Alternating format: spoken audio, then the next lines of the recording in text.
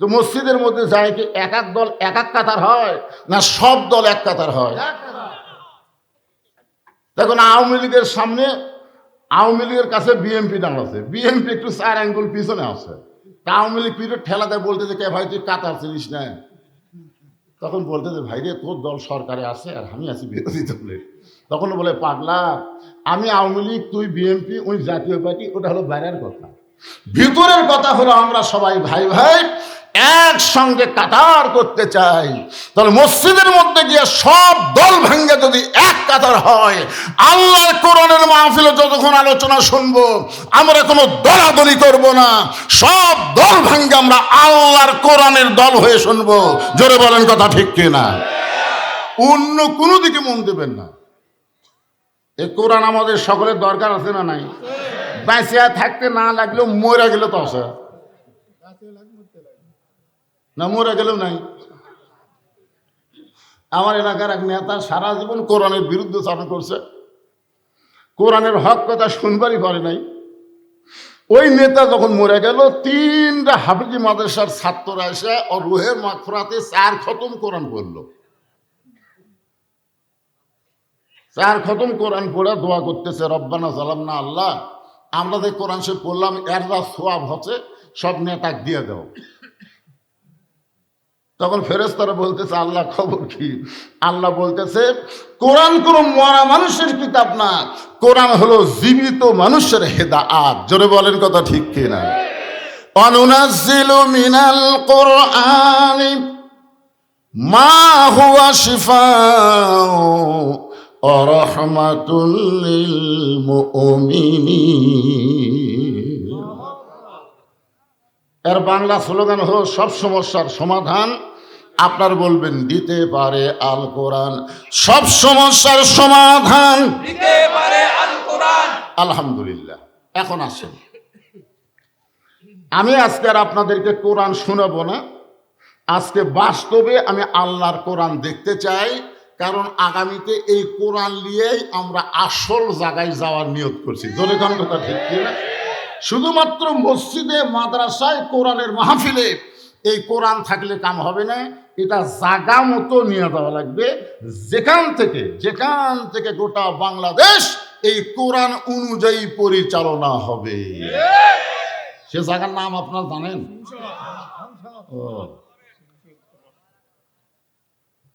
আমি একবার উপজেলা চেয়ারম্যানের দাঁড়াবার্তা ছিলাম, আমার এলাকার লোক কয় নাউজুবিল্লাহ নাউজুবিল্লাহ নাউজুবিল্লাহ। আমি বললাম কে ভাই নাউজুবিল্লাহ কেন? বলে হুজুর আপনি একটা ভালো মানুষের খারাপ জায়গা যাবেন কেন? আমাকে বলে হুজুর আপনি একটা ভালো মানুষ ওই খারাপ জায়গার যাবেন কেন? আমি কেন পাগলা, ওই জায়গার কোনোই দোষ নাই রে, জায়গা আসলেই ভালো, কিন্তু আমরা খারাপ মানুষ পাঠাই বলে ভালো জায়গায় খারাপ হয়ে যায়। জোরে গান কথা ঠিক কিনা? আপনার বলেন সংসদ কি খারাপ? কিন্তু মমতাজের মতন গায়িকা, ফেরদৌসের মতন নায়ক, উমুকের মতন একটা ছোকরা, এইগুলা খারাপ মানুষকে যদি ওই জায়গায় পাঠান, ওই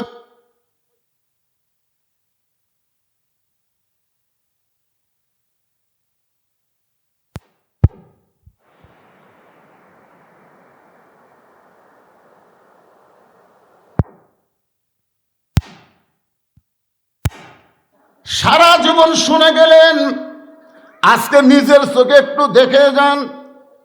বাংলাদেশের মতন ৯৬টা দেশের খলিফা নাম হলো হজরত ওমর। এই বাংলাদেশ ৯৬টা একত্র করলে যত বড় দেশ হবে তত বড় একটা দেশের খলিফার নাম হলো হজরত ওমর। তিনি মেম্বরে বসে নিজের গালে নিজে চড় মারতেছেন। খুব খেয়াল করে শুনবেন, তার তো আর সিংহাসন ছিল না, মসজিদের মেম্বরে বসে নিজের গালে নিজে চড় মারতেছেন, ডান হাতে ডান গালে, বাম হাতে বাম গালে চড় মারতেছে। এমন সময় ওসমান গনি এসে বলতেছে আমির আল মোমিনিন আপনি কি পাগল হয়ে গেলেন? নিজের গালে নিজেই চড়ান কেন? ওমর ফারুক বলে ওসমান, এই মেম্বরে বসে আমার অতীতের কথা বারবার মনে হয়। ওসমান গনি বলেন আপনার অতীতের খবর কি? বলে আমার অতীতের খবর হলো আমি খালার বাড়িতে রাখালি করতাম, আমি ছাগল চড়াতে চাইতাম। সন্ধ্যার সময় ছাগল যখন ফেরত আনতাম তখন খালা আমাকে বলতো, ওমর কয়টা ছাগল নিয়ে গেলি, কয়টা ফেরত আনলি? আমি ছাগল গুনে দেখি 3-4টা কম, আমি আবার দৌড় দিতাম। ওই এলাকা থেকে ছাগলগুলো খুঁজে খুঁজে কুড়ে এনে যখন খালারে জমা দিতাম, খালা আমার মাথার চুল টেনে বলতো, ওমর আজকে যেই ভুল করেছো আগামীকাল যদি একই ভুল করো তোমার রাখালি চাকরি আমি ক্যান্সেল করে দিব। আমি তখন খালার পা ধরে বলতাম, খালা আমার রাখালি চাকরি যদি ক্যান্সেল করে দেন আমি উমর থাকবো কোথায়, খাবো কি? যেই উমর একদিন রাখালির চাকরি রক্ষা করার জন্য খালার পা ধরে কেঁদেছে, আজকে সেই উমরকে আল্লাহ অর্ধ পৃথিবীর খলিফা বানাইছে। এটা উমরের যোগ্যতাই নয়, এটা কেবলমাত্র আল্লাহর কোরআনের ওসিলাই। এখন আপনারা বলেন এই কোরআনের পাওয়ার আছে না নাই? কোরআনের পাওয়ারটা কেমন? এখন পর্যন্ত আমরা দেখতে পাই নাই। যে 4 জনের মাথায় আমরা পাগড়ি পরালাম, খোঁজলে দেখেন এই 4 জনই হলো গরিবের সন্তান। আমি তো 42 বছর ওয়াজ করতেছি, আমি কোটিপতি কোন ছেলের হাফেজ হয়েছে, আমি তার মাথায় পাগড়ি পরাবার পারিনি, অন্য কোন হুজুর পারে। অধিকাংশ হলো গরিব, ভ্যান তলায় কামলা দিয়ে খায়। এদের সন্তানগুলো কোরআনের হাফেজ হচ্ছে, কিন্তু এদের সম্মান কি জানেন? এরা যখন মসজিদের ইমাম হয় আর জুমার দিনে এমপি সাহেব যদি ওই গ্রামে যায়, তখন কিন্তু এমপি চিন্তা করে নামাজ যদি না পড়ি তাহলে জনগণ কবে কি। এখন এমপি কয়েকজন চামচা নিয়ে মসজিদের মধ্যে ঢুকছে, ঢোকার পরে দেখে জুমার দিনে ওই গরিবের সন্তান চেয়ারত বসে আছে। মেম্বার মানে কি চেয়ার না, এখনকার মেম্বার তো অধিকাংশ চেয়ার হয়ে গেছে। চেয়ারত বসে থাকে আঙ্গুল তুলে তুলে ওয়াজ করতেছে, আর এমপি সামনে কাতারে বসে খালি, কিরে এমপি তোর চেয়ার কুটি রে।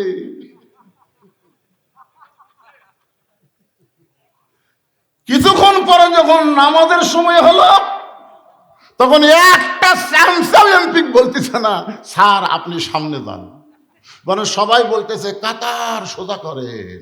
ওই গরিবের বাচ্চা হাফেজ সাহেব সামনে গেছে, যা চিন্তা করতেছে, এমপি রে তুই গম মারা খায়া চাউল মারা খায়া পেট করছো মোটা, আজ যা তো রুকুর মধ্যে সাইজ কর্ম যেরকম কার মধ্যে, কারণ যারকে পেট বড় উড়েত মোটা তারা কিন্তু রুকুর মধ্যে বেশিক্ষণ থাকবার পারে না, যেরকম কথা। এখন এই গরিবের সন্তান চিন্তা করে আমরা সংসদে যাবার না পারলেও আল্লাহর ঘর আমাদের দখলত আছে, যেরকম কথা কন না। এখন রুকুর মধ্যে যায়, বুঝলেন? আল্লাহ কোরআনে বলেছেন আস্তাইনু বিস-সাবরি ওয়াস-সালাহ, ধৈর্য আর নামাজের বিনিময় আল্লাহর কাছে চাওয়া লাগবে। রুকুর মধ্যে এখন ধৈর্য লিয়া সুবহান রাব্বিয়াল আযীম,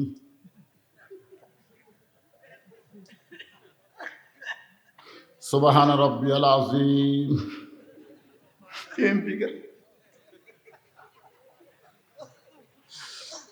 এমপি তুই যতই পিঠ কসলা ওই গরিবের বেটা মাথা না তোলা পর্যন্ত তুই পারবু।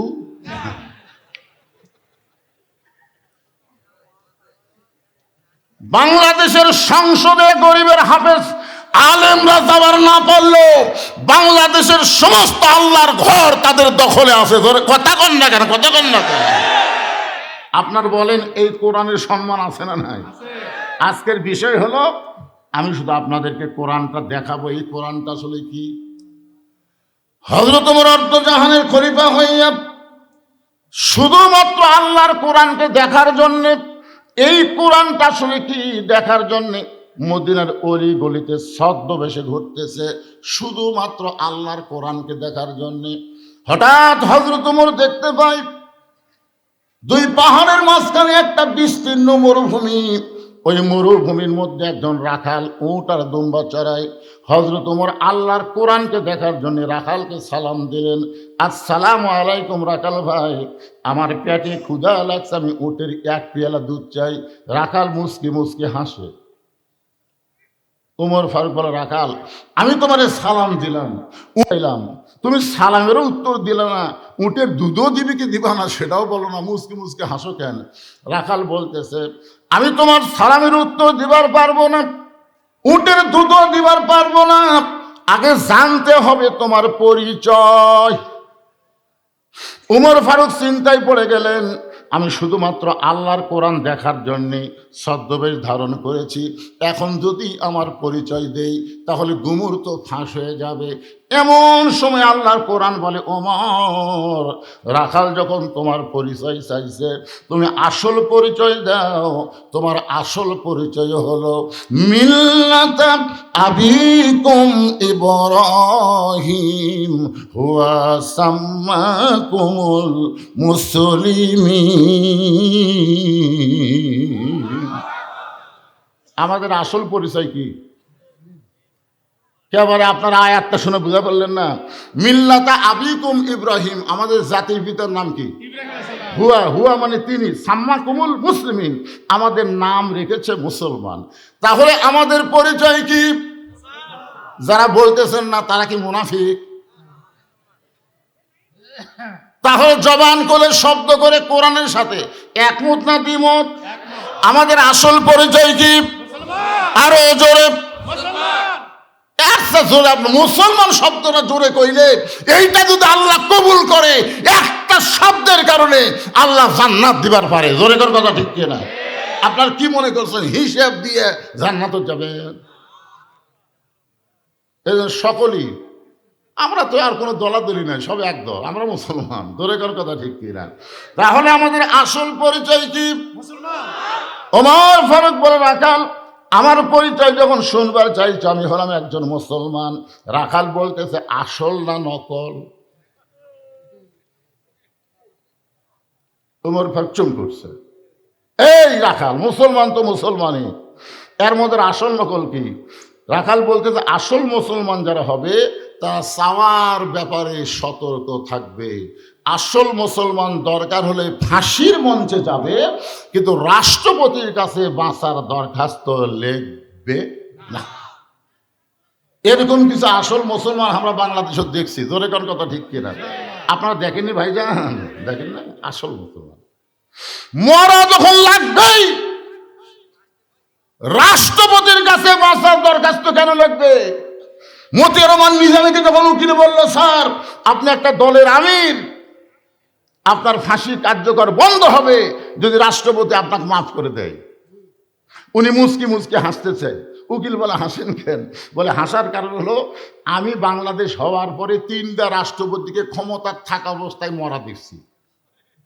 একটা হলো শেখ মুজিবুর রহমান, একটা জিয়াউর রহমান, একটা জিল্লুর রহমান।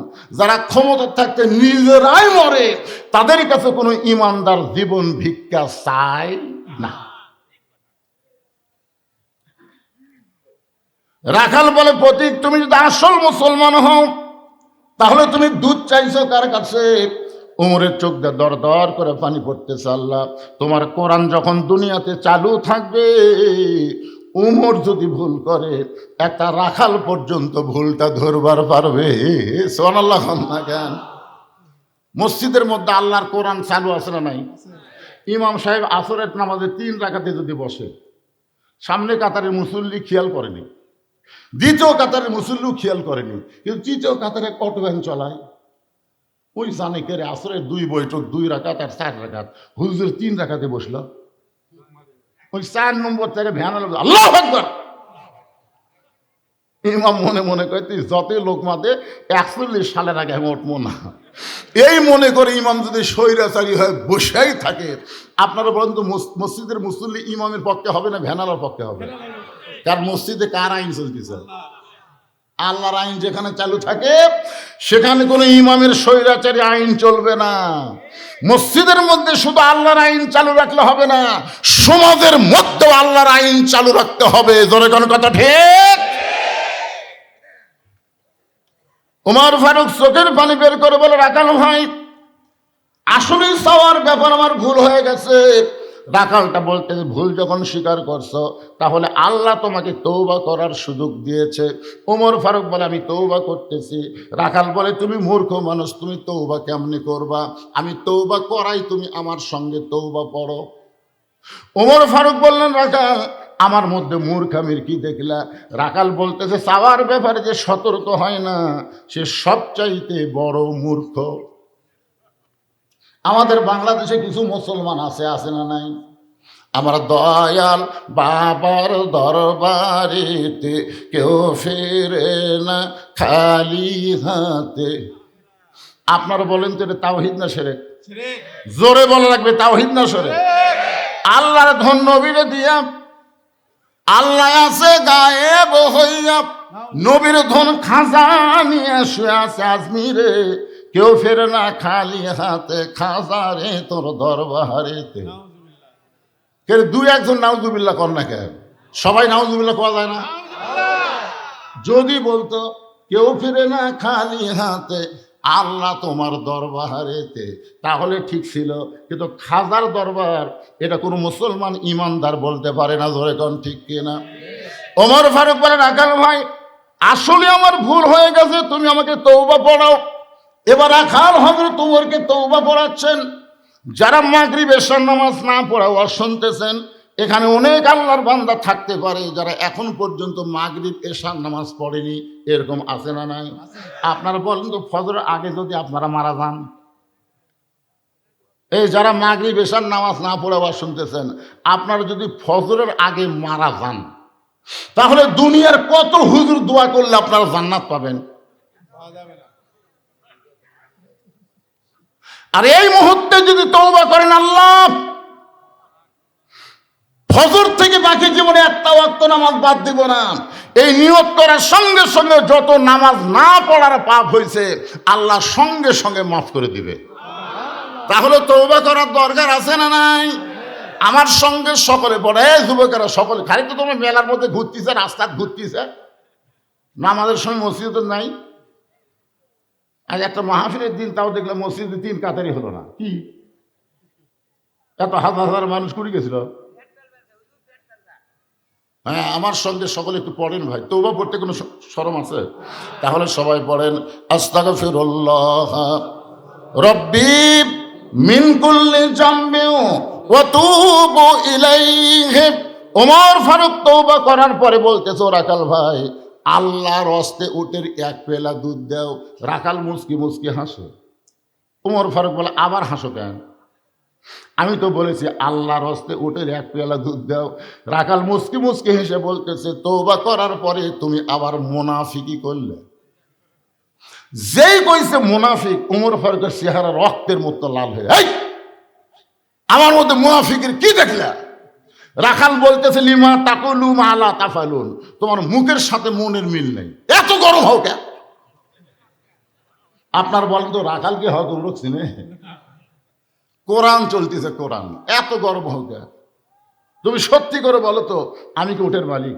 আমি যদি উটের মালিক হইতাম তুমি আমাকে রাখাল বললা কেন? আর যখনই তুমি আমাকে রাখাল বলছো তখন তোমার মন বলতেছে আমি উটের মালিক না।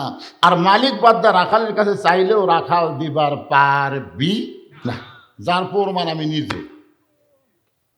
আপনার বাইকলা মাহফিল শেষ করে টেস্টে কেবল নামছি, ইতিমধ্যে এক লোক এসে চকচকে 100 টাকা হাতের মধ্যে দিয়ে কয় হুজুর দোয়া করে। চকচকা টাকা পকেটের মধ্যে থিয়া বললাম, কি দোয়া ভাই? বলে হুজুর আমার বইয়ের পেটে একটা বাচ্চা আইছে, আল্লাহ যেন একটা পুত্র দেয়, দোয়া করেন হুজুর আল্লাহ যেন একটা পুত্র দেয়। তখন আমার এই পকেট থেকে 200 টাকা বাইর করে গিয়ে দিল। তাই হুজুর আমি তো টাকা চাইনি হুজুর, আমি দোয়া চাইছি। আমি বললাম, পাগলা তুই জানিস আমি নিজেই 3 মেয়ের বাপ রে, এখন পর্যন্ত আল্লাহ আমাকে একটা ছেলে দেয়নি। তো আমার দোয়া দিয়ে যদি আমার বইয়ের পেটে পুত্র না হয় তো তোর বইয়ের পেট ছবি। তখন কয় হুজুর তাহলে একটা কাম করেন, আপনি টাকা আপনি নেন, আমারটা আমার দেন। আমি যে ওর 100 টাকা দিয়েছি মারতেছে দৌড়। আমি কোথায় যাবি? বলে ওই হুজুরের কাছে যাবো যার বেটা সওয়াল আছে। আমি বললাম কোনো হুজুর না, কোনো পীর না, কোনো বাবা না, কোনো মাজার না, পাবার যদি চাও কেবলমাত্র মালিকের কাছে চাও। রাখাল বলে পথিক হযরত উমরকে বলতে যে প্রতীক, সত্যি যদি উটের এক পেয়ালা দুধ আল্লাহর হস্তে চাও, তাহলে এখান থেকে মালিকের বাড়ি 10 মাইল দূরে ওই মালিকের বাড়ির দরজা দিয়ে বলো, মালিক তোমার আকাল উট আর দম্বা চড়াই, তুমি মালিক যদি হুকুম দাও তাহলে আকাল আল্লাহর হস্তে উটের এক পেয়ালা দুধ দিবে। ওমর ফারুক বলেন, আকাল ভাই অত দূর মালিকের বাড়ি যাওয়ার দরকার আমার নাই, বরং তোমাকে 2টা টাকা দিলাম, এই 2টা টাকার বিনিময়ে তুমি উটের এক পেয়ালা দুধ দাও। রাখাল চিল্লায় বলে, তুমি হযরত ওমরকে চিনো? এই পথিক, তুমি কি হযরত উমরকে চেনো? যে উমর আল্লাহ, কিন্তু রাখালের আল্লাহ সব কিছু দেখতে পায়। লিল্লাহে তাকবীর। উমর ফারুক এক দৌড়ে পাহাড়ের পাদদেশে গিয়া 2 রাকাত নামাজ পড়ে আল্লাহকে বলতেছে, আল্লাহ তোমার কোরআন এত সুন্দর, আল্লাহ তোমার কোরআন এত সুন্দর, তোমার কোরআন যখন দুনিয়াতে চালু থাকে তখন কেউ না দেখলো আল্লাহ দেখে, এই বিশ্বাস মুমিনের অন্তরে থাকে। আর এখন আসরের নামাজ পড়ে জমির ধান দেখতে গেছে, যা দেখে উপর জমির পানি চলমল করতেছে, নিচে আর জমির পানি নাই। ওই চিন্তা করতেছে, কে এত পানি উপরে হঠাৎ নাই। ওই চারিদিকে তাকাচ্ছে, চারিদিকে তাকে তাকে কেউ নাই। আস্তে করে বসে বিসমিল্লাহ করে জমির আল কাটছে, বিসমিল্লাহ করে জমির আল কাটা ওই পানি দিয়ে হাত ধুছে, ধুয়ে আবার দাঁড়ায় বলতেছে আলহামদুলিল্লাহ, কেউ দেখেনি। আপনারা বলেন লোকটার নামাজ আছে কিন্তু কি নাই? আরো জোরে বলেন। ঈমান কখন হবে?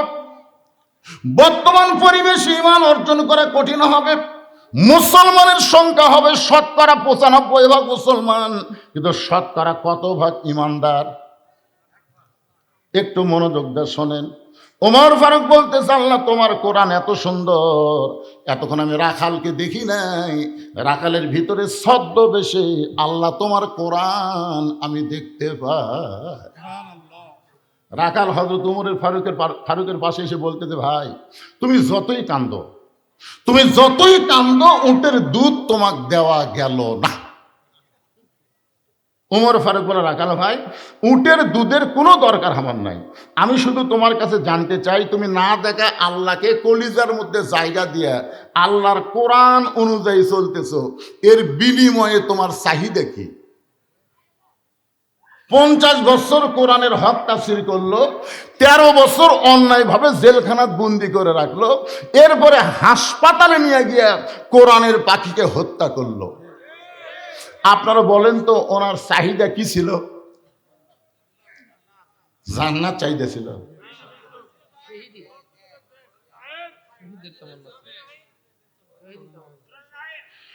ওনার একটাই চাহিদা ছিল, শুধু কোরআনের তাফসীর করব না, কোরআন অনুযায়ী বাংলার মুসলমান চলবে। জোরে কোন কথা কন না কেন?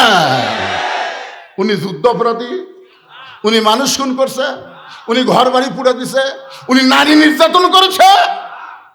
আল্লাহর কোরআনের তদন্ত হলো ইন্নামা ইয়াখশাল্লাহ মিন ইবাদিহিল উলামা। বান্দা সময়ের মধ্যে আলেম বান্দারাই আল্লাহ বেশি ভয় করে, এই তদন্ত করেছে আল্লাহ।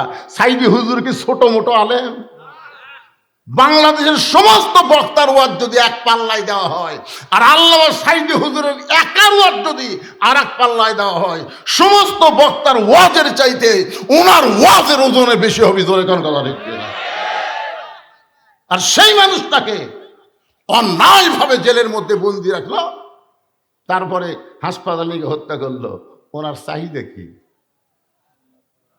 ওমর ফারুক বলে, রাখাল না দেখা আল্লাহকে কলিজার মধ্যে জায়গা দিয়ে আল্লাহর কোরআন অনুযায়ী চলতেছো, এই দুনিয়াতে তোমার ভালো কোনো চাকরি নাই, ভালো কোনো খাওয়াও নাই, ভালো কোনো বাড়িও নাই, এরপরে তোমার চাহিদা কি?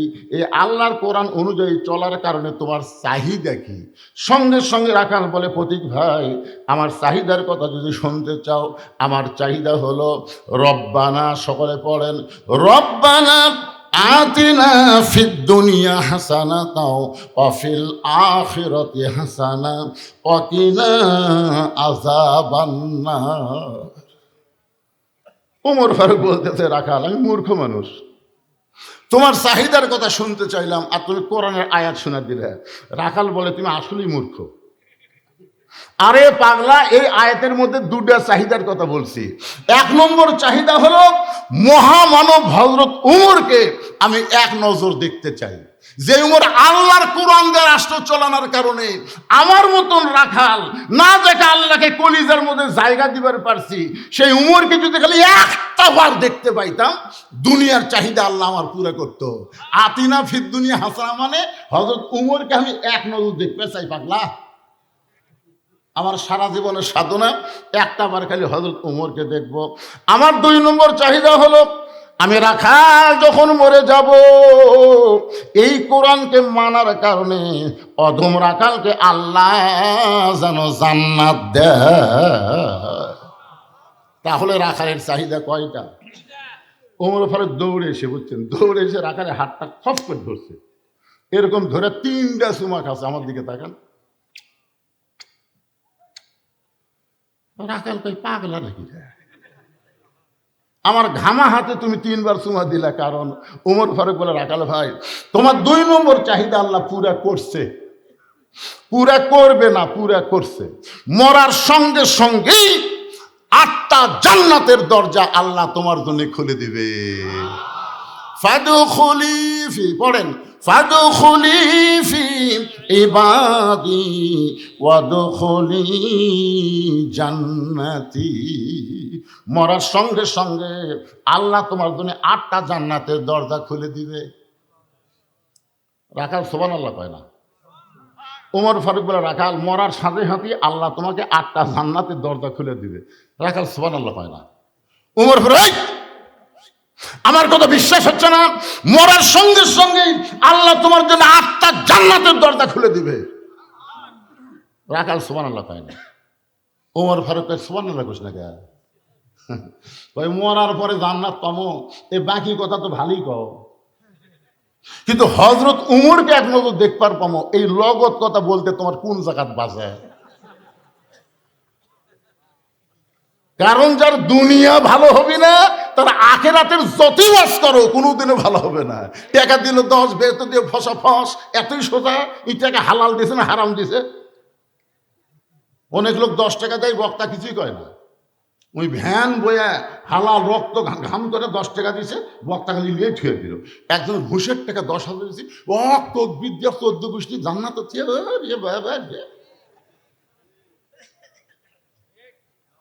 কি মনে করতেছেন মরার পরে জান্নাত? এই বাকি কথা সবাই বলতে পারে, কিন্তু হযরত উমরকে এক নজর দেখতে পাবো, এই নগদ কথা বলতে তোমার কোন জায়গাত বাজে? ওমর ফারুক চিন্তাত পড়ে গেলেন, যে রাখাল আমাকে তওবা পড়াইছে, যে রাখাল আমাকে ভণ্ড কইছে, যে রাখাল আমাকে মুনাফিক কইছে, এখন যদি বলি আমি ওমর, বলাও সারা, রাখাল হার্ট ফেল করে মরাও সারা।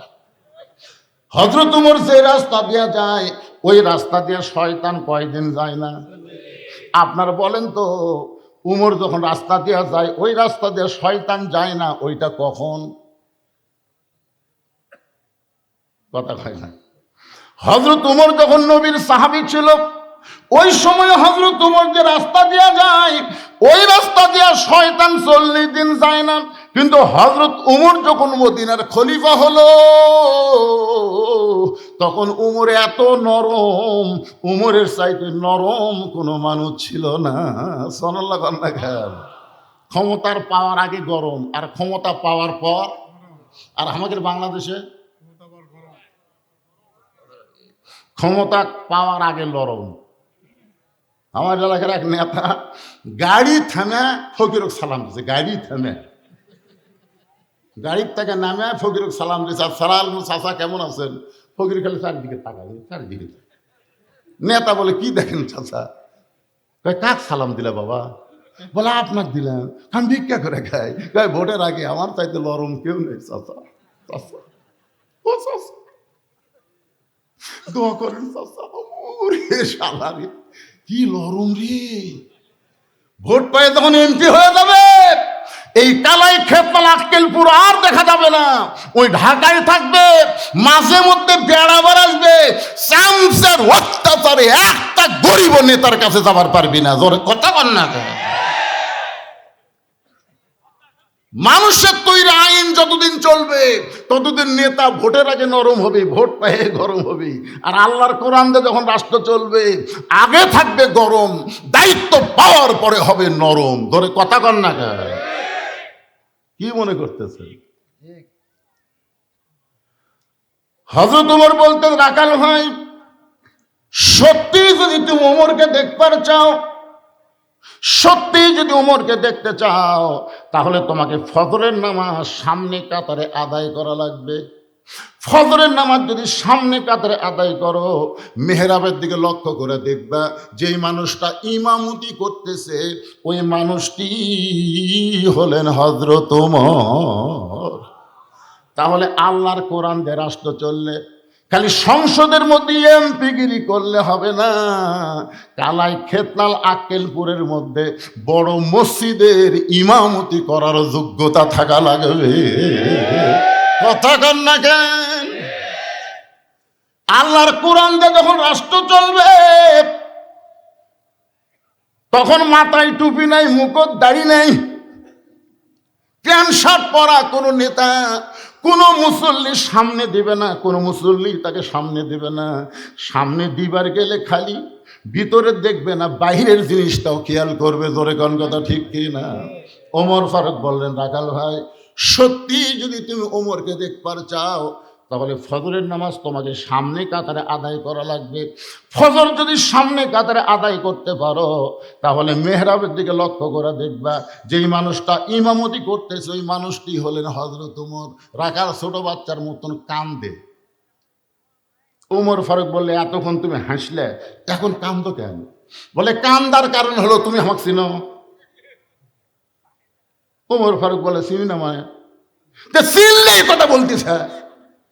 আমি হলাম রাখাল রে পাগলা, আমি বারান্দার নামাজ পড়ি, আমি মসজিদের ভিতরে ঢোকার জীবনেও সাহস পাই না। কারণ মসজিদের মধ্যে দামি দামি সাহাবী, সে দামি দামির মধ্যে আমি রাখাল কেমনে যাই? ওমর ফারুক বললেন, তুমি কম দামি আর ভিতরে যারা নামাজ পড়ে তারা বেশি দামি। এই উল্টে বুঝ তোমার কে শিখাল? আল্লাহর কোরআনের আইন হলো ইন্না আকরামাকুম ইনদাল্লাহি আতকাকুম। ওই ব্যক্তি সবচাইতে দামি হয় যার কলিজার মধ্যে আল্লাহর বেশি ভয়। আমি উপরে বসে ওয়াজ করতেছি, আমি দামি, আর আপনার খেরত বসে ওয়াজ শুনতেছেন আপনার কম দামি। এ কথা ইসলামে নাই। ইসলামে আছে অনেক বক্তাকে আল্লাহ তক্তা বানায় জাহান্নাম দেবে, অনেক শ্রোতাকে আল্লাহ বিনা হিসাবে জান্নাত দিয়ে দেবে। আমার 1 বছর এখানে আসতে পারি নাই, অনেক লোক বাইরে থেকে চিল্লাচ্ছে, ও যে মিস দিল, আজকে আবার আসলো। হ্যাঁ, ওরা কিন্তু বাইরে থেকে গুদ গুদ গুদ গুদ গুদ করতেছে। আমার এই শোনেন, আপনাকে যে পুনুট নাই পাশে পুনুট, ওই পুনুটে একদিন ওয়াজ করে এক লোক বলতে যে, হুজুর আপনারা এত টেকাইলে কি করেন?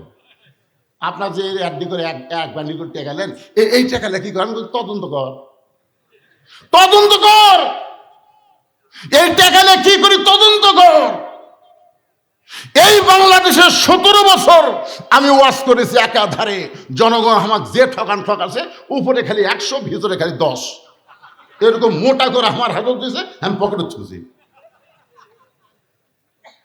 2007 সালে আমার গাড়ির সাহাবী যখন অ্যাক্সিডেন্ট করে মারা গেল, আমি আহত অবস্থায়, আমি মরার কথা, কিন্তু আমার সাথীটা মরে গেল। তখন বাড়িতে আসলে আব্বা করছে, কে রে বক্তা, তুইও যদি মরে যায় তোর নাম গন্ধ পৃথিবীর থাকবে। তখন ইউটিউব নাই, ফেসবুক নাই, কোনো কিছু নাই, যেটার ওয়াজ সেটি শেষ। তখন আব্বা কইল, শোন, এই যে মানুষ তোকে টাকা দেয়, এই টাকাটা আস্তে আস্তে একটু জমা কর, নিজের জমি কেনার জন্য, বাসা করার জন্য না ভাই, মাদ্রাসা মসজিদ এতিমখানা তৈরি করার জন্য 2007 সাল থেকে টাকা জমা করতে করতে 14 সালে আমি একসঙ্গে মসজিদ মাদ্রাসার ভিত দিলাম।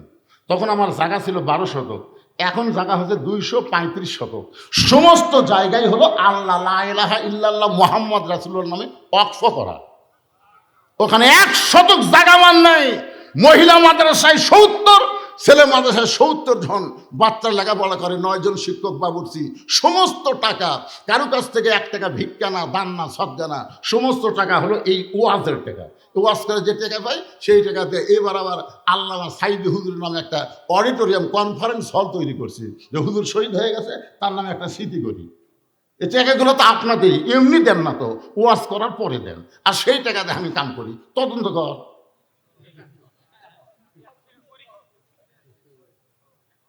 কি কোন তদন্ত দরকার আছে না নাই? আমি সেইবার কি জন্য আসতে পারি নাই? আপনি জানেন কি জন্য আসতে পারি নাই? বগুড়ার জ্বর ছিল, তার বাড়ি ছিল রংপুর হারাগাছ। ওয়াজের দিন 10টার সময় কাহলু থানার ওসি সাহেব আমার মাদ্রাসা অ্যাটাক করছে। অ্যাটাক করে বলতেছে, হুজুর ওই জজ সাহেবের বাড়ির প্রধান বক্তা উনি অসুস্থ হয়ে গেছে, হাসপাতালে আছে, ওনার মাহফিল আপনাকে করে দেওয়া লাগবে। আমার মাহফিল আছে, বেশি কথা বলে এখনই ধরে এনে দেবো। 2টা কেস দিয়ে যদি 15 দিন বন্ধ করে তুই তখন কয়টা করবে? হাসিনার সময় আমরা যে কি বিপদে ছিলাম ভাই। এখানে আবু বকর আমার ছেলে, আমার কলিজার টুকরা, এত ভালোবাসি। আমি নিজে এসে মসজিদ উদ্বোধন করে দেখেছি, নিজে এসে। আমি কি জন্য আসতে পারি না সেটা বোঝা লাগবে না? হাসিনার সময় আপনার জানেন, আপনাকে হিসপিট আমার ধরে 10টা ফেন্সিডিল গাড়ির মধ্যে ঢুকে দিল, 10টা ফেন্সিডিল ঢুকা দিল আমার গাড়ির মধ্যে। কি মনে করছেন? হুজুর টাকা দেন, যা ওয়াজ করে যা পাচ্ছেন টাকা দেন, না হয় ফেন্সিডিল কেস দেবো।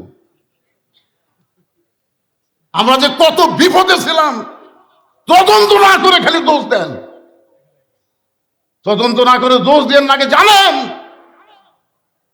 আমরা কত বড় বিপদে ছিলাম। আলিমদেরকে কত কষ্ট দেওয়া হয়েছে, 9বার অন্যায় ভাবে আমাকে জেলের মধ্যে নিয়ে যাওয়া হয়েছে। আমার আঙ্গুল ভেঙে দিছে, এই দেখেন এখানে খুঁটে ঢুকে দিয়ে। কি মনে করেন আপনারা? আমি কোনোদিনও হাসিনার সময়ও হক কথা বলা আমি ছাড়িনি। ডাইরেক্ট বলবার না পারে অ্যাঙ্গেলে বলেছি, যার কারণে আপনাকে কালায় স্বপন আমাকে ঢুকতে দেয়নি। কি কি তদন্ত করার দরকার নাই? অজীব হুজুরদের দোষ দেন। ভাইজান, আল্লাহ যেন এই কষ্ট থেকে আমাদের বাঁচায়। আমরা যেন আল্লাহর কোরআনটা সংসদে যাবারে পারি ভাই। শুধু কোরআনের ওয়াজ করলে হবে না, বাস্তবিক কোরআন অনুযায়ী মুসলমানকে চলা লাগবে। জোরকার কথা ঠিক কিনা? একটু মনোযোগ দিয়ে শোনেন। বড় কষ্ট নিয়ে সূরা মুলকের 2টা আয়াত আমি তেলাওয়াত করে তাফসীর করতেছি, কারণ 12ই ফেব্রুয়ারি কিছু একটা হবে। জোরকার কথা ঠিক কিনা?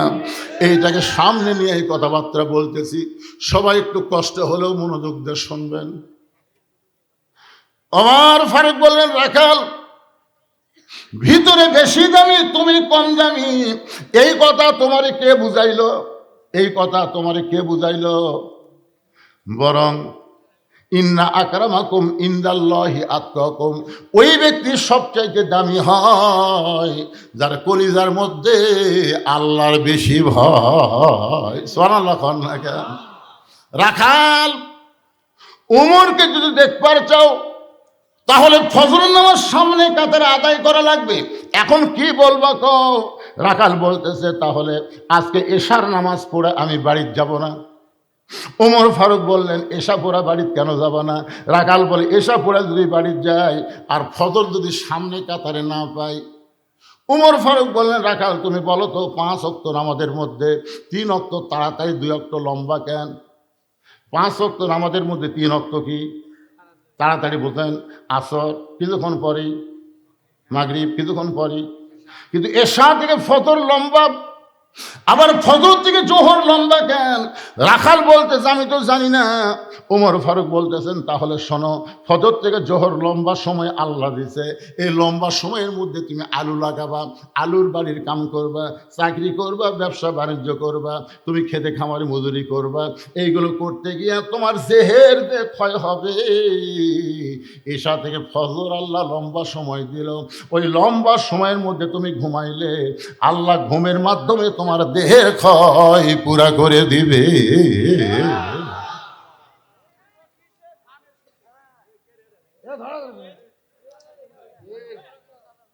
আরে বাবা, জাকি দাও, ধানের শীষ খারাপ। ধানের শীষ খারাপ। শহীদ জিয়া যেদিন দুনিয়া থেকে বিদায় নিল, প্রেসিডেন্ট জিয়াউর রহমান যেদিন দুনিয়া থেকে বিদায় নিল চিটাগাং সার্কিট হাউসে, আপনার তার খবর জানেন? ওনার দেহের পাশে একটা ব্রিফকেস পড়েছিল, একটা ব্রিফকেস। ওই ব্রিফকেস চিটাগাং থেকে ঢাকায় নিয়ে আসলো, মনে করেছিল না জানি কি আছে। হয়তো ডলার মলার টিকিট টিকিট ব্যাংকের চেক টেক বহু কিছু আছে, কিন্তু ঢাকাত খুলে দেখে গোটা বিপকে সহকারে মাত্র দুটা জিনিস, একটা হলো জায়নামাজ, একটা হলো কোরআন। আপনারা বলেন তো শহীদ জিয়ার কথা প্রত্যেকটা মানুষের অন্তর আছে না নাই? আর খালেদা জিয়ার জানাজাত এত মানুষ কেন হলো? এই যেই খালেদা জিয়ার জীবনে কোন আলেমদের হাতত হ্যান্ডকাপ লাগায়নি, কথা কন না কেন ভাইজান? যদি শহীদ জিয়ার খালেদা জিয়ার বিএনপি করো, তোমার বিরুদ্ধে আমার একটাও কথা নাই। ধানের শীষের বিরুদ্ধে কেউ ওয়াজ করতে চায়? দেও ধানের শীষ দাও, না নৌকার দাও, যাইতে দাও, ভিতরে আসো ময়না, ভিতরে আসো। বাইরে থেকে স্লোগান না তো ভিতরে আসো বাবা। কি মনে কষ্ট পাচ্ছেন? ওমর ফারুক বললেন, রাখাল আজানের গুরুত্ব দিও। 5 ওয়াক্ত নামাজের মধ্যে সবচাইতে গুরুত্বপূর্ণ আজান কোনটা? সবাই কর না কেন? 5 ওয়াক্ত নামাজের মধ্যে সবচাইতে গুরুত্বপূর্ণ আজান হলো ফজরের আজান। একই শব্দ 2 বার বেশি কয়, অন্য আজানে সেই শব্দটা নাই। আপনার বলেন তো সেই শব্দটা কি? আসসালাতু খায়রুম মিনান নাওম। এতদিন রাখাল নামাজ পড়েছে বারান্দায়, আজকে নামাজ পড়বে সামনে কাতারে। এখন সামনে কাতারে নামাজ পড়বার গেলে মসজিদের মধ্যে ঢোকা লাগবে। আপনারা বলেন তো মসজিদের মধ্যে ঢোকার নিয়ম আছে না নাই? কোন পায়ে? শুধু ডান পায়ে ঢুকলে হবে না, জবান খুলে একটা দোয়াও পড়া লাগবে। আল্লাহুম্মা আফতাহ লি আবওয়াব রাহমাতিক। রাখাল ডান পায়ে দোয়াটা পড়ে মসজিদের সামনে কাতারে যাবার চায়। রাখাল মসজিদের সামনে কাতারে যখন যাবার চায়, প্রত্যেকটা সাহাবী নড়ে চড়ে রাখালকে সামনে যাওয়ার রাস্তা করে দেয়। জোরে খান সুবহানাল্লাহ। রাখাল বুকু হাত দেখায়, কেরে বাইরে থেকে কি ভাবলাম, বাইরে থেকে এতদিন কি ভাবলাম ভিতরে দামি দামি, কিন্তু আজকে ভিতরে ঢুকে দেখতেছি আমিও যাই এরাও তাই। এটা ভিতরে না ঢুকলে বোঝা যাবে না। সামিয়ানার বাহির থেকে অনেক কথাই বলতে পারো, খালি ভিতরে ঢুকে দেখো তোরে কোন কথা ঠিক কি না। ভিতরে ঢুকে দেখি এসপি সাহেব একটা মুসল্লি ছাড়া কাতার পুরা হচ্ছে না, আর একজন মুসল্লি হলে সামনে কাতার পুরা হবে। এসপি দেখতে গেলে কেউ নাই, তাকে দেখে মসজিদ দরজা চৌকিদার খাড়া আছে। এসপি ডাকতেছে, আয়। চৌকিদার বলে, না স্যার আপনি এসপি, আমি চৌকিদার। এসপি কয়, পাগলা ওটা বাইরের কথা রে। চৌকিদার ভয়ে যখন আসেই না, এসপি নিজে জায়গা ছাড়ে দৌড়ে যাওয়ার হাত কে তখন ডাকিতে যাচ্ছে। চৌকিদারকে হাত ধরে নিয়ে এসে নিজের কাছে খাড়া করছে। চৌকিদার ভয়ে তার পিছনে যাস কেরা, কাতার বুঝিস না, আমার পায়ের গোড়ালির সঙ্গে গোড়ালি মিল করে। চৌকিদার বলে, স্যার আমার পায়ের গোড়া ফাটা, আপনার তেল তেলা, যদি মিল করবে যে ঠোকা লাগলে কে পাগলা তুই চৌকিদার, আমি আসছি তো কে করছে, ওটা বেড়ার কথা, আমরা 2 ভাই। এসপির কাছে চৌকিদার দাঁড়ায়, চোখের পানি বের করে বলে, আল্লাহ ভিতরে এত শান্তি, এইটা বাহির থেকে বোঝা যায় না। এই কারণে আল্লাহ বলেছেন, উদখুলু ফিস-সিলমি কাফা, পুরাপুরি ভাবে ইসলামের ভিতরে আসো, কোনো দ্বন্দ্ব থাকবে না, সবাই ভাই ভাই হয়ে যাবে। জোরে বলেন কথা ঠিক কি না? রাখাল যাইতে একেবারে সামনে কাতারে মেহরাব বরাবর, উমরকে দেখতে যেন কোনো অসুবিধা না হয়, একের সামনে কাতারে মেহরাব বরাবর দাঁড়ায়া রাখাল 2 রাকাত সুন্নত নামাজ আদায় করছে। ফজরের আগে 2 রাকাত সুন্নত আছে না নাই? আল্লাহ রাসূল বলেছেন, আসমান জমিন বিক্রি করলে 2 রাকাত সুন্নতের দাম দেওয়া যাবে না, এত সওয়াব ফজরের 2 রাকাত সুন্নতের ভিতরে। জোরে কান সুবহানাল্লাহ। রাখাল 2 রাকাত সুন্নত নামাজ পড়ে চুপ করে বসে আছে, খালি নিয়ত করতেছে আজকের জীবনের আশা পুরা হবে। রাখাল বসে আছে, ইতিমধ্যে এক সাহাবী মসজিদে ঢুকে দেখে জায়গা নেই। যেই সাহাবী মসজিদের মধ্যে ঢুকে দেখে জায়গা নাই, ওই সাহাবীর নাম হলো ওসমান গনি। জোরে বলেন নাম কি? ওসমান গনি চিন্তা করে, আমার জায়গাতে কে বসে আছে? আপনারা বলেন তো মসজিদের মধ্যে কারো জায়গা নির্দিষ্ট আছে? একজনের আছে, শুধু ইমামের জায়গা ছাড়া অন্য কারো জায়গা নির্দিষ্ট। কিন্তু ওসমান গনি কেন বলতেছে যে আমার জায়গাতে কে রে? এটা বলার পিছনে কারণ হলো আল্লাহর নবী আল্লাহ নবী বলেছেন, আমি যখন ইমামতি করব, আমি বরাবর যিনি পিছনে দাঁড়াবে তার নাম হলো আবু বকর। আবু বকর যখন ইমামতি করবে, আবু বকর বরাবর পিছনে দাঁড়াবে উমর। উমর যখন ইমামতি করবে, উমর বরাবর পিছনে দাঁড়াবে ওসমান। ওসমান যখন ইমামতি করবে, ওসমান বরাবর পিছনে দাঁড়াবে আলী। আলী যখন ইমামতি করবে, আলী বরাবর পিছনে, নবী আর কারোর নাম কয় না। সাহাবেরা বললেন, হুজুর তাহলে হজরত আলী যখন ইমামতি করবে, আলী বরাবর পিছনে কে দাঁড়াবে? রাসূল বললেন, মা ইয়ান্তিকু আনিল হাওয়া ইন হুয়া ইল্লা ওয়াহয়ু ইউহা। আমি রাসূল ততক্ষণ পর্যন্ত বলতে পারি না যতক্ষণ আল্লাহ না বলায়। এ আলী পর্যন্ত হলো খোলাফায়ে রাশেদিন। তাহলে হজরত উমর যখন ইমামতি করবে, উমর বরাবর পিছনে কে দাঁড়াবে? জোরে কর না, কে দাঁড়াবে? কিন্তু আয়েশা থেকে জায়গা দখল। খুতবার মধ্যে ইমাম সাহেব আপনাকে শোনাই, আল হায়াউন ওসমান। ওসমান অত্যন্ত সরমান্দে ছিল।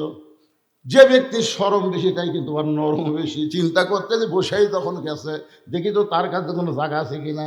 আইসে দেখে রাখালের পাশে একজন নামাজের জায়গা ফাঁকা আছে। ওসমান কোন এই ফাঁকা জায়গায় দাঁড়িয়ে 2 রাকাত সুন্নত নামাজ পড়ার পরে রাখালের দিকে 3 বার তাকাছে। কয়বার?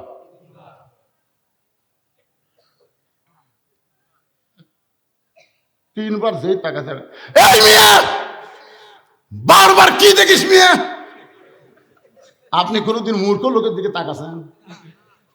খালি তাকিয়ে দেখবেন কি গরম হয়। রাখাল হচ্ছে একটা মূর্খ মানুষ। ওসমান গুনি 3 বার তাকাছে। একবার তাকলে তা হয়, 3 বার তাকাছে। সরম যে বেশি, বুঝলেন? বেশিক্ষণ ধরে টাকা থাকেনি, মানে সরম হলে তা হয়। রাখাল যে এই মিয়া বারবার কি দেখিস মিয়া, সঙ্গে সঙ্গে ওসমান গনি ভয়ে দাঁড়িয়ে গেছে। ভাইজান কোনোদিন আপনাকে দেখিনি ভাই, আজকে প্রথম দেখতেছি, এই জন্য 3 বার একটু টাকা দেখছি। বলে আমার দেখা লাগবে কেন? আমি বারান্দার নামাজ পড়ি। আজকে ভিতরে দেখার জন্য যাচ্ছে। আমি হলাম রাখাল রে। যেই কইছে আমি হলাম একজন রাখাল, ওসমান গনি মুস্কি মুস্কি হাসতেছে। মুস্কি মুস্কি হাসার কারণ হলো, রাখাল যারা হবে তাদের ভাষা নরম হলে হবে না, রাখালের ভাষা গরম হওয়া লাগবে। আল্লাহ রাসূল বলেছেন, প্রত্যেকটা অভিভাবককে আল্লাহ রাখালের দায়িত্ব দিয়ে দুনিয়াতে প্রেরণ করেছেন। প্রত্যেকটা অভিভাবককে আল্লাহ রাখালের দায়িত্ব দিয়ে দুনিয়াতে প্রেরণ করেছেন। হয়তো আপনি বলতেছেন, হুজুর আমার তো গরু নাই, ছাগল নাই, আমি কিসের রাখালি করব? আপনি চোখ বন্ধ করে দেখেন, আছে। দেখেন আছে। আপনার বাড়িতে 42 বছরের একটা গাভী আছে। আপনার বাড়িতে 22 বছরের একটা আইডিয়া আছে। আপনার বাড়িতে 17 বছরের একটা বকনা আছে। এটা রূপক অর্থে কইলাম, আসল অর্থ হলো 42 বছরের একটা বউ আছে, মাথার চুল বেচা খায়। আপনার একটা আইডিয়া 22 বছরের ছেলে আছে, কোরআনের মাহফিলে না বসে বাইরে ঘুর ঘুর করতেছে। আপনার একটা 17 বছরের বকনা আছে, হাইহিল করে কিলকিল করে গোটা সিলিমপুর ঘুরে বেড়ায়। আপনি বলেন তো, এই 3টার উপর আপনার রাখালি করার দায়িত্ব আছে না নাই? এ কথা কেন ছিল নাই? তা আপনার বউ মাথার চুল বেচা খায়। যে মেয়ে মানুষ মারা গেলে 5টা কাপড় দেওয়া লাগে, পুরুষের মতোই 3টা কাপড় মেয়েদেরকে দেওয়া লাগবে। আর 2টা কাপড় বেশি দেওয়া লাগে, একটা হলো মাথা বান, একটা হলো সিনা বান। আমার মা বোনদের জন্য বলতেছি, মা মরার পরে 5টা কাপড় দিয়ে যখন আপনাকে খাটনিতে রাখা হবে, তখন আপনার লাশটাও পর্যন্ত দেখা চলবে না, একটা চাদর দিয়ে খাটনি ঢাকা লাগবে। জোরে কোন কথা ঠিক কিনা? সবাই বলবে মেয়েদের মরা লাশ দেখা জায়েজ নাই। মেয়েদের মরা লাশ দেখা যদি জায়েজ না থাকে, তাহলে জেতা দেখা জায়েজ আছে। এই কারণে আল্লাহ বললেন, অকরনা ফি বুয়ুতিকুন্না ওয়ালা তাবাররাজনা তাবাররুজাল জাহিলিয়াতিল উলা। এশার নামাজের পরে হযরত আলী, এশার নামাজের পরে হযরত আলী ঘরের মধ্যে ঢুকে দেখে ফাতেমার চোখের উপর বসে কাঁদতেছে। এই চোখের পানি গাল বেয়ে বেয়ে থুতুনি পর্যন্ত চলে আইছে। হযরত আলী আস্তে করে ফাতেমার মুখের তলে হাতটা ঢুকাই দিল। এই থুতুনির তলে হাতটা ঢুকাই দিল, চোখের পানি টপ টপ করে হযরত আলীর হাতের মধ্যে পড়তেছে। হযরত আলী চোখের পানিগুলো হাতের মধ্যে নিয়ে মাটি পড়তে না দিয়া ওই পানিটা নিজের চেহারার মধ্যে মালিশ করে বললেন, ফাতেমা রে, দুনিয়াতে কত ধনী ধনী যুবক তোমাকে বিয়ে করতে চাইছিল, কিন্তু তোমার বাবা ওই ধনীদের সঙ্গে বিয়ে না দিয়া আমার মতন গরিবের সঙ্গে তোমার বিয়ে দিল। আমি জীবনে তোমাকে শান্তি দিবার পারলাম না। কি কেমন করে কান্দো ফাতেমা, তোমার কান্দার কারণ কি? ফাতেমা বলে, স্বামী গো, এই কান্না কোনো দুঃখের কান্না নয়, এই কান্না হলো আমার আনন্দের কান্না। আলী চমকে গিয়া বলে, ফাতেমা কি আনন্দে তুমি কাঁদতেছো? বলে, আল্লাহ তাআলা আমার দোয়া কবুল করেছে। আলী বলে, পাগলি রে, দোয়া কবুল করলে কেউ কি কান্দে নাকি? ফাতেমা বলে, স্বামী গো, কি দোয়া আল্লাহ কবুল করেছে আপনি কি শুনবেন না? আলী বলে, ফাতেমা কি দোয়া আল্লাহ তোমার কবুল করেছে? ফাতেমা বলতেছে, আল্লাহ পর্দার মধ্যে আমার মৃত্যুর দোয়া কবুল করেছে। আলী বলতেছেন, ফাতেমা যে সারা জীবন পর্দা করলো তার মৃত্যু তো পর্দার মধ্যে হবে, তাহলে কান্দার কারণ কি? ফাতেমা এবার দাঁড়িয়ে গিয়ে স্বামীকে বুকের মধ্যে নিয়ে গালে একটা চুম্বন দিয়ে বলে, স্বামী গো, সেই মৃত্যুর দোয়া আল্লাহ কবুল করেছে। মৃত্যুটা কবে হবে এইটাকে আপনি শুনবেন না? আলী বলে, পাগলি রে, মৃত্যুর কথা দুনিয়ার কোনো মানুষ বলতে পারে না, মৃত্যুর কথা দুনিয়ার কোনো মানুষ বলতে পারে না। ফাতেমার স্বামীর বুকের মধ্যে মাথা ঢুকায় বলে, স্বামী গো, কিছুক্ষণ আগে আল্লাহ পাক আমাকে জানাইছে আজকে রাতের বেলায় আমার মৃত্যু হবে।